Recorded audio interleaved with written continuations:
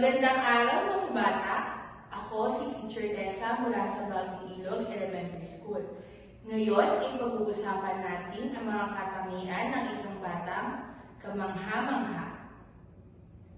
Maituturing mo ba ang iyong sarili bilang isang batang kamangha-mangha at dapat tularan ng ibang bata? Ikaw ba ay tapat o honest? Nakapagsasabi ng katotohanan at hindi nagsisinungaling? Minsan ka na bang nakapulot ng wallet na hindi iyo? Ibinalik mo ba ito sa may-ari? Tulad dito. Kung ikaw ay batang matapat o honest, dapat mo itong ibalik. Isa pang katangian ng batang kahanga-hanga ay ang independence o kakayahang kumilos ng mag-isa at hindi na kailangan pa ng tulong. Kaya mo na bang iligpit ang iyong mga laruan na ginamit? Tulad nito. Kaya naman na isusuot ang sapatos ng mag-isa. Tulad nito. Ilan lamang yan sa mga gawain ng isang batang independent. Nagagawa mo ba ang mga ito? Kung oo, ikaw ay isang batang independent. Ang katangian ng batang kamangha-mangha ay ang batang may pangarap. Kita mo ba ang iyong sarili bilang isang doktor,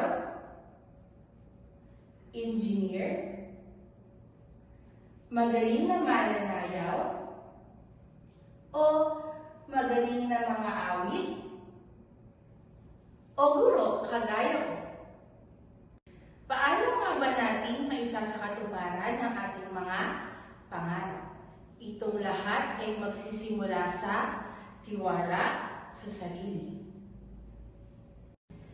Tiwala sa sarili na ikaw ay makapagtatapos ng pag-aaral at sasamahan ng courage o lakas ng loob na sasalubungin ang lahat ng hamon sa buhay ng may ngiti at pananampalataya. Likas sa ating mga Pilipino ang pagkakaroon ng courage o lakas ng loob. Tulad na lamang ng pagbangon ng mga nakararami mula sa iba't ibang sakuna. Simula sa pagsabog ng Bulkang Taal noong kamakailan, kasalukuyang pandemya, dadahilan ng pananatili natin sa ating mga tahanan, pananalasa ng bagyong Ronnie at bagyong Ulysses, na inilubog sa baha ang Kalakhang Luzon, partikular na ang probinsya ng Cagayan at Kabikulan. Marami mang napagdaanan ang mga Pilipino, makikita pa rin ang katatagan ng loob dahil sa agarang pagbangon ng bawat isa na may daladalang pag-asa, mananatiling nakangiti,